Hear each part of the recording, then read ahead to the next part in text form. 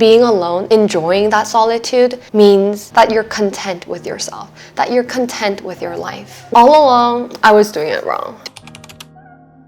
Hi guys, just wanted to turn on the camera to chat about something while I was getting ready. Recently, I've been contemplating a lot about my life, what I want to do, why it's been so hard for me to find that. And there's one thing that's just so much more important than money, than your career, than having a partner. That's the thing I wanted to share. Sometimes you really need to look into your own heart. So often when I would meet other people, I kept thinking, do they even want to listen to me? I didn't really feel like they were listening with their whole heart.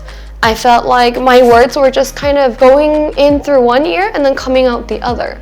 I didn't feel appreciated as much. And more I felt like that person didn't want to hang out with me as much. That I was trying to have someone listen to me. I think that was what was wrong in the first place. In reality, I should have been the one to listen to myself, not just like grabbing someone and like placing them right next to them so that I could rant. You really should be that first person to really listen to what your heart has to say. And it's those times when you're really alone, when you're isolated, when you're in solitude, that you get to listen to your deep thoughts inside. If you don't spend enough of your own time, before you know it, you're just on to your next step, trying to fulfill the goals of another person. If you just live without thinking much, you're just kind of going with the flow, a flow that other people have set up for your life. I feel like there's so many people who really don't know how to spend time with themselves. I mean, it's your own being. Why not? I'm still working on this, even to this day. You need isolation to really deeply peer inside of you, to give yourself a safe place to try different things and a place to cry. When you're so busy and you're just like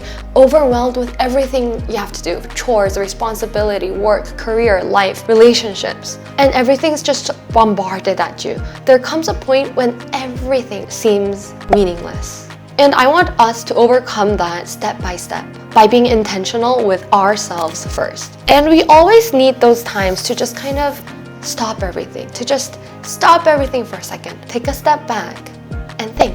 There's 3 reasons that we need to be alone, to enjoy the isolation. The more busy we are, we need to secure that time to think.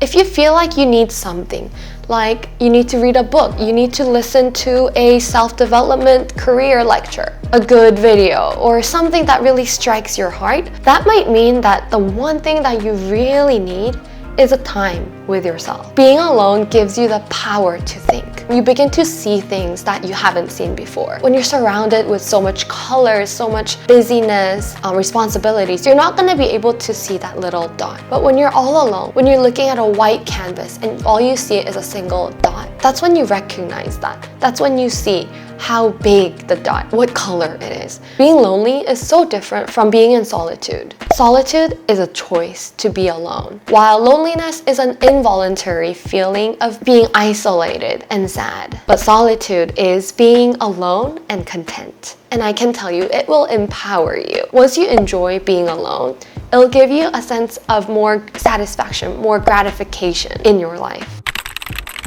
Once a month, I want us to really secure a time to be alone. Once in solitude, you'll realize a few different things. The first one is self-determination. And for once in your life, you get a moment to really be truthful with yourself and coming down to making goals and decisions. When I was dining out, I would be like, should I get a spicy tonkatsu ramen or should I get a dantan mian? Beginning with these little things, I would ask all my friends, my family, my partner, whether I should choose this or that. Should I apply here? Should I apply there? Should I go to Boston this time or San Francisco? When should I schedule my next interview? I would constantly ask them when it was my choice, my life to live. And I found there were 2 reasons. All along, I didn't know myself, but I also wasn't really in that time, in that place to make all the decisions by myself. Everything has a right time. Just like we can't force a flower to just bloom in the cold weather, when the warm spring comes around, when we place ourselves in solitude, when we change that surrounding, that's when the flowers start to bloom. And that's when we start to learn by doing things on our own. So start with the smaller things. Go out on a date with yourself, just you. Really ask yourself, what do I want to do today? Where should I go? What do I want to eat? And by having no one to ask, you get the chance to really freely explore what it is that you want. We're all capable of making these decisions. We're all capable of really knowing what we want. It's just that we've never allowed that. The more serious your goals are, the more you start to really want them, and the more important it is to spend that time in solitude, to enjoy it. I feel like I grew the most when I was alone, when I was so far away from family, from friends, that I was just unable to contact them. That's when the growing pain happens. And having tried this, I'd recommend everyone just to go out and just live a few months by themselves. You can easily grab a sublease from someone that's leaving the town, or maybe your friends out on vacation. And even if it may be a few weeks, a few days, secure that place down. And yes, it does go against my #1 rule, which is living below your means. But I'm not saying go to a fancy condo and splurge on things that you don't need. Get a chance to see if you can have a place all by yourself where you get to spend time with the most important person, you. Sometimes waging everything in terms of money doesn't work out.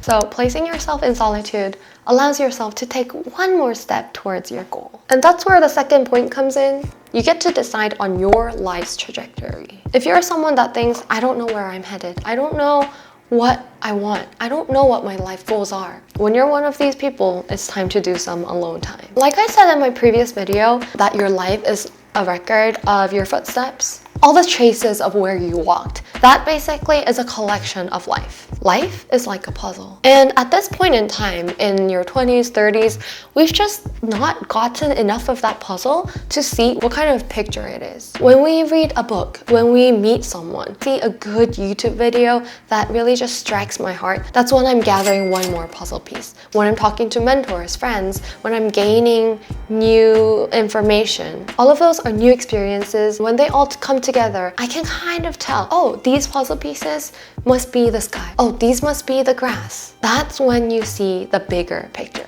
Some people, they don't gain much puzzle pieces when all they do is just go out and meet someone, have fun, and just come back. When they don't reflect on anything, their puzzle pieces just go missing. On the other hand, some people, they write about it. They reflect on what struck them and what shook them. They start connecting all the dots together, and that's when the puzzle pieces form. If a video, a book, a conversation struck you, if it shook you in some type of a way, write about it. Make it personal, make it shape you. And that's how you're gaining your puzzle piece. Give meaning to it and how it relates to you in your life. So once you have enough of these, you'll be able to tell what your wants are, what you want to be, where you want to go, who you want to be with. And you'll eventually see that you've become someone like that. I've been writing down my goals, my intentions, letters to my future self for 7 years. And interestingly, I've found that a lot of the specific goals that I've written have actually come true in my life. It's crazy, but if you're in doubt, try it and let me know. And the third reason you want to be alone is when you're in solitude, your true emotions come out. They just spill out. If you've ever experienced those moments when like you're tearing up, but you're in public, and so you're just kind of like hanging back those tears right there. Gulp down the sad emotions or the anger. In life, we just all go through times when we're just emotionally sick and unhealthy. We need that. I don't think being emotional is unhealthy, but it's just a way for you to see where your heart is. In Korean, we call it 화병. And this originates from the Chinese character 호, which means fire. So when we have fire within ourselves, we need to really water it down to get rid of that. And the two ways to really water it down are through tears and through sweat. Detoxing your body through sweat, exercising is so important. I want you to take a time to really write those emotions down when you're all alone. You'll be surprised that when you're really journaling, a private journal, not a journal to show someone. Write out those emotions when you're all alone. Give yourself a break and some time to heal from the society, from pressure, from people. Get yourself a separate place to be all alone. I find the safest space for me is usually in my car. I cried, I laughed, I was angry in my car a lot. Get yourself a place to cry, to really be truthful, to let your true emotions come out. And you'll be surprised by how joyful you can be or how sad you can be on the inside. Get yourself a little hideout.